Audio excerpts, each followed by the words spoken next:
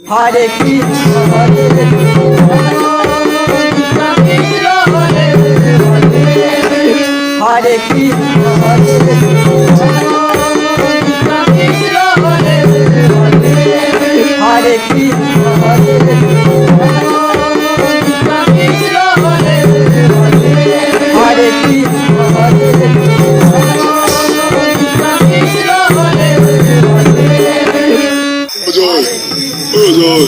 পাটকাটি শেষ, কাউকে আনতে পাঠা।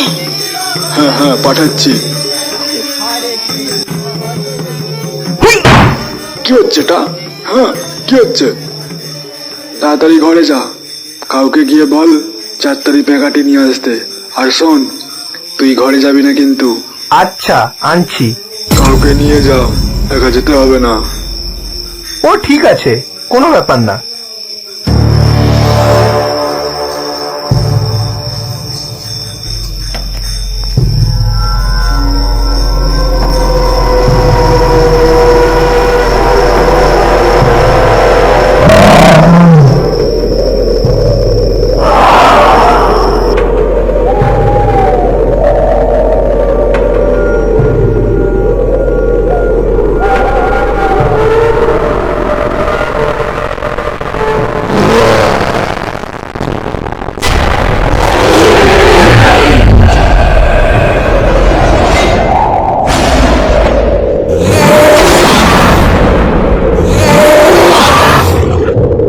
ব্যাপারটা পিছন দিয়ে কিছু একটা ছুটে চলে গেল বলে মনে হলো।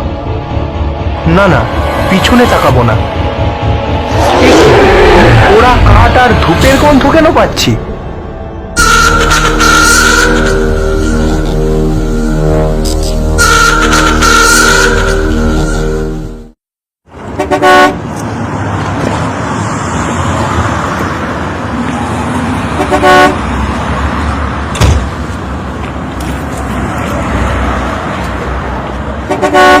অনেকদিন পরে মিলন বাড়ি ফিরছে।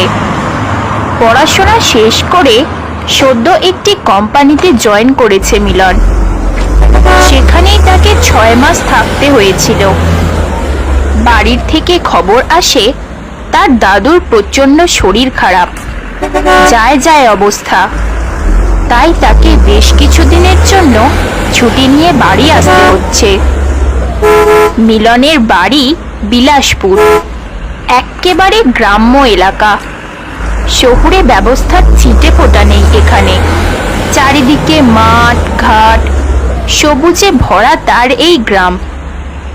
মিলনকে এখন খানিকটা পথ আসতে হবে বাসে করে। তারপর তাকে নামতে হবে লেবু বাগানে। সেখান থেকে টোটো বা রিক্সা ধরে যেতে হবে তার নিজের গ্রামে। লেবু বাগান, লেবু বাগান, আরে কে আছো? নেমে এসো, লেবু বাগান মারবে।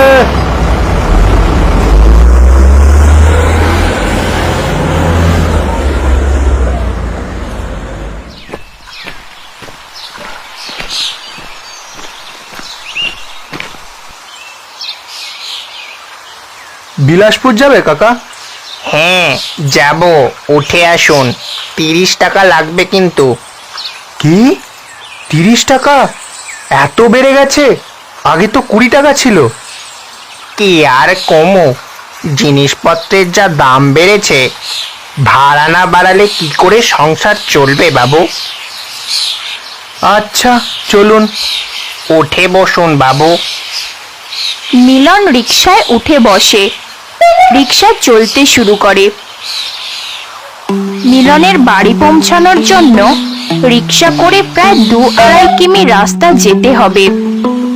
মিলন রিকশায় বসে আছে, আর রিকশাওয়ালা যতটা সম্ভব দ্রুত রিকশা চালাচ্ছে।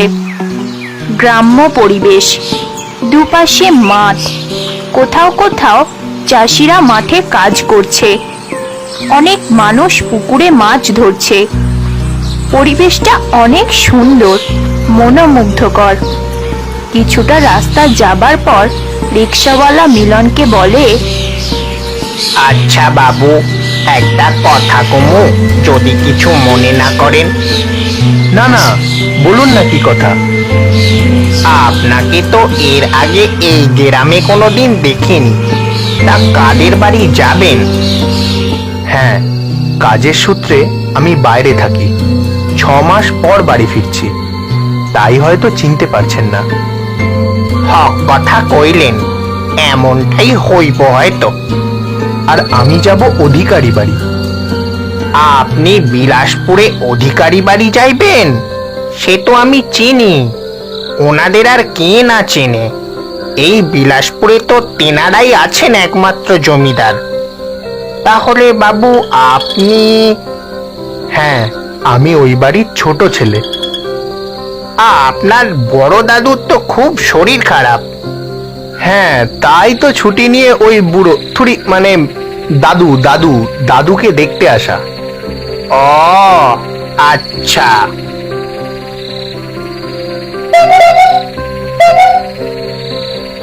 এই যে বাবু, আপনার বাড়ি চলে এসেছি। মিলন রিক্সা থেকে নেমে পড়ে আর রিক্সাওয়ালা তার ভাড়া নিয়ে সেখান থেকে চলে যায়। মিলনের বাবা মা বাড়ির ভেতর থেকে বেরিয়ে আসে। কি অবস্থা হয়েছে বাবা?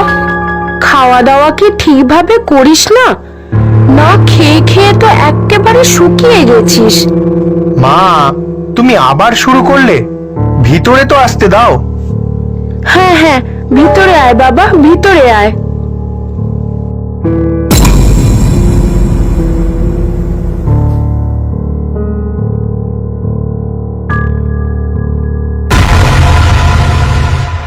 বাবা, অনেক দূর থেকে এসেছিস, একটু কিছু খেয়ে নে, তারপর একবার তোর দাদুকে দেখে আয়। বুড়ো এখনো মরেনি, আর কত জ্বালাবে? অমন কথা বলতে নেই বাবা, ঘরে অনেক লোক আছে, শুনলে তারা কি বলবে? শুনুক যে শুনবে, বুড়ো তো আমাকে চোখেই দেখতে পারতো না, তাহলে এখন কেন দেখতে আসতে বললে তুমি? যা হবার হয়ে গেছে, ওসব মনে রাখতে নেই, রাগ করতে নেই বাবা, তোর দাদুর অবস্থা খুব খারাপ। আচ্ছা, আগে খেতে দাও, ভীষণ জোরে খিদে পেয়েছে।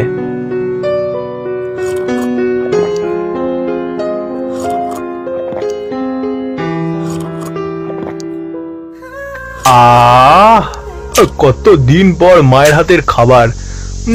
মা, মাগো মা, পুরো চুমু চুমু, হেভি রান্না হয়েছে মা। আরেকটু দিই বাবা? না মা, না, আর না, আমার পেট পুরো ভরে গেছে, আর না। খাবার শেষ করে মিলন তার দাদুকে দেখতে যায়।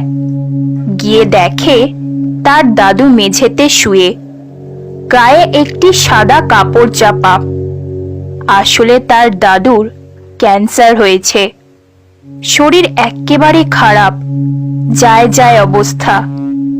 আর মিলন তার দাদুকে দেখে নিজের ঘরে ফিরে আসে। তখন সূর্যি মামা ঢলে পড়েছে, চারিদিকে রাতের কালো ছায়া প্রবেশ করেছে।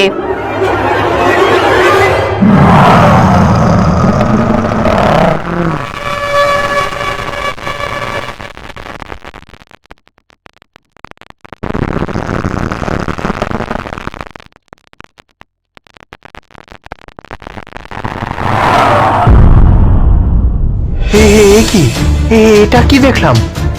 বাইরে এই কালো ছায়াগুলো কি, যেগুলো ছোটাছুটি করছে?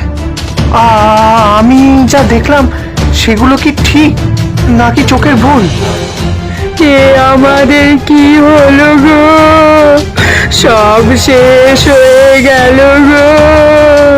ও মিলন রে, তাড়াতাড়ি আয় রে, দেখে যা, তোর দাদু আমাদের ছেড়ে চলে গেল রে। কোথায় আছো গো? ও মিলনের বাবা, আসো না গো, এসে দেখে যাও না গো। সব শেষ হয়ে গেল গো। বাবা যে আমাদের সবাইকে ছেড়ে সন্ধ্যেবেলা মরা কান্না করছে কেন? নিশ্চয়ই সারা বুড়োটা ফুটে গেছে। এত কষ্ট করে দেখতে এলাম, কিছু না দিয়েই ফুটে গেল। উফ, কি লস, কি লস, আবার খরচা। যাই, কি আর হবে, একটু কেঁদে আসি, স্ট্যাটাসটা তো মেনটেন করতে হবে নাকি?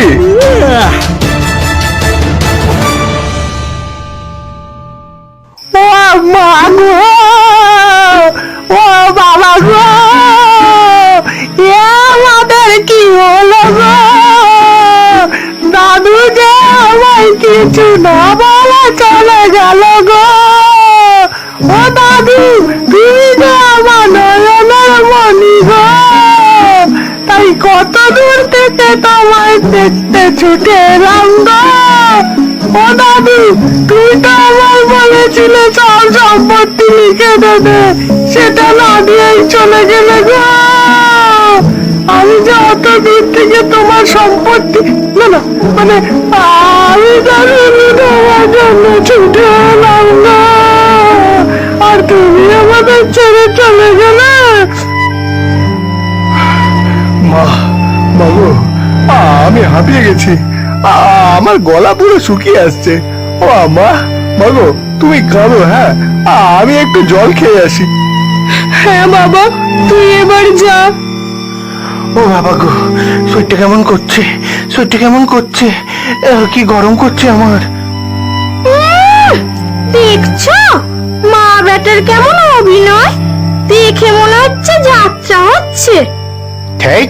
সেই তো দেখছি, কেন এবার হবে না? দাদুটা তো একটা পিস ছিল, আর নাতিটা তো পুরো লেগ পিস হয়েছে। মিলনের দাদু মারা গেছে, পাড়ার লোকজন সেখানে এসে হাজির হয়েছে, আর মিলন পাখার তলায় বসে হাওয়া খাচ্ছে। সে নাকি কেঁদে হাঁপিয়ে গেছে। ঘড়িতে রাত 8টা বেজে গেছে। শীতকালের রাত 8টা মানে ভালোই অন্ধকার। ঘরের কাজকর্ম মিটলে সবাই মিলে এবার মিলনের দাদুকে নিয়ে শ্মশানের দিকে যাত্রা শুরু করেছে।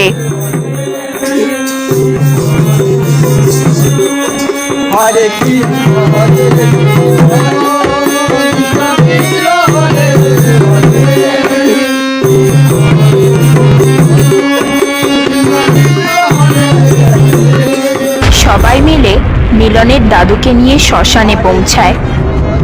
চারিদিকে ঘুটঘুটে অন্ধকার।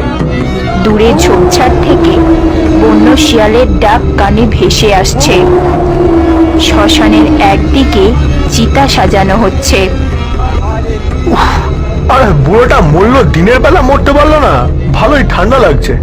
যাকগে, অপারেশন তো স্টার্ট হয়ে গেছে, আর কিছুক্ষণ ওয়েট করি, তারপর শুয়ে শুয়ে ভিডিওটা ফেসবুকে পোস্ট করে দেবো। যাক বাবা, ওই কিপটে বুড়ো মরেছে, আমার শান্তি হয়েছে, নয়তো এতদিন আমায় জ্বালিয়ে মেরেছে।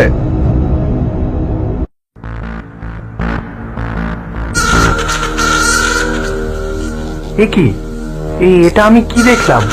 চোখের ভুল নাকি সত্যি? ধুর, আমারই ভুল হবে হয়তো।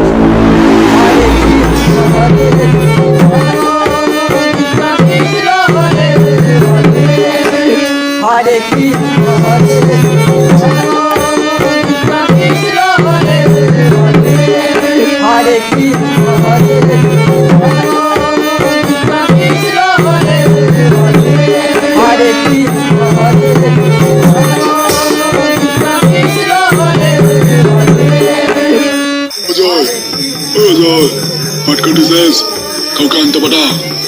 হ্যাঁ হ্যাঁ, পাঠাচ্ছি। কি হচ্ছে এটা? হ্যাঁ, কি হচ্ছে? তাড়াতাড়ি ঘরে যা, কাউকে গিয়ে বল 4 তারিখ পেকাটি নিয়ে আসতে। আর শোন, তুই ঘরে যাবি না কিন্তু। আচ্ছা, আনছি। কাউকে নিয়ে যা, একা যেতে হবে না। ও ঠিক আছে, কোনো ব্যাপার না।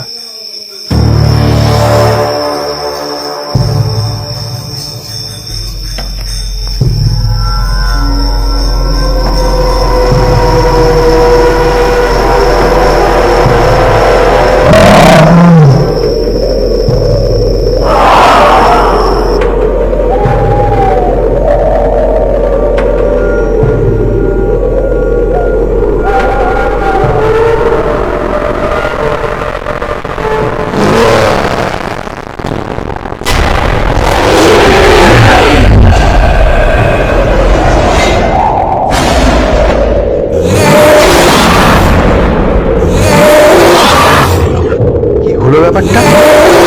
পিছন দিয়ে কিছু একটা ছুটে চলে গেল বলে মনে হলো। না না, পিছনে তাকাবো না। ওরা কাঠ আর ধূপের গন্ধ কেন পাচ্ছি? আরে কে কে আমার পিছনে? সামনে আয় দম থাকলে। এ এ কি হচ্ছে? বুড়োটা মরে আবার আমার পিছনে পড়লো নাকি? পিছন আমি করে তো কাউকে সঙ্গে মারলাম না। না না, এখানে থাকাটা ঠিক হবে না। পালাই পালাই বাবা গো!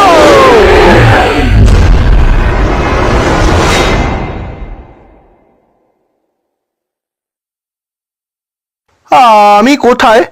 কোথায় আমি? বেঁচে আছি না মরে গেছি? বালাই ষাট, এ কি কথা? তুই তো ঘরেতেই আছিস। আমি বেঁচে আছি? আমি মরিনি? আমি মরিনি? বা চুপ চুপ চুপ। শালার বুড়ো মরেও এখনো আমার পিছু ছাড়লো না। বুড়োকে তো দেখে নেবো, কিন্তু আমায় কে দেখবে? দর্শক বন্ধুরা, তোমরা দেখো।